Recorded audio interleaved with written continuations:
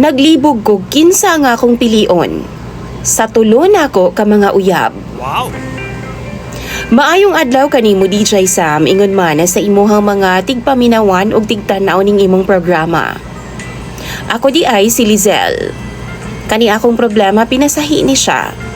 May tungod kini sa akong tulo ka mga nauyab DJ Sam. Ang isa taga Palawan, usa siya ka construction worker. Ang isa naa sa Marawi pod. Usa siya ka sundalo DJ Sam. Ug ang usa taga diri sa amua.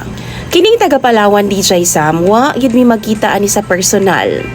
LDR lang gyud mi ug tulo na mi katuig. Believe kay kuaning tawhana. Kay supportive kay sa kuha. Kada pangayo na kog kwarta DJ Sam, muhatag dayon na siya. Magpadadayon na siya. Samantalang kaning akong uyab nga sundalo, di gyud muhatag bisag unsaon. Gani siya pa ang mangayo sa kuha kay lagi layo daw kaayo siya na-assign. Naa daw sa bukid. Tapos siya baya ang hilig ay makipag-phone sex sa kuha. Maulit ko sa iya DJ Sam, kay gusto siya og phone sex permi.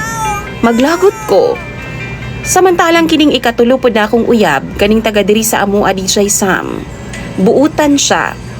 Sama sa ako ang taga Palawan, supportive pod kaayo siya. Ug andam niyang pakaslan ko. Pero ang problema lang nako DJ Sam, wa man ko'y gugma kaniya. Didto man ko nahigugmag taman sa sundalo.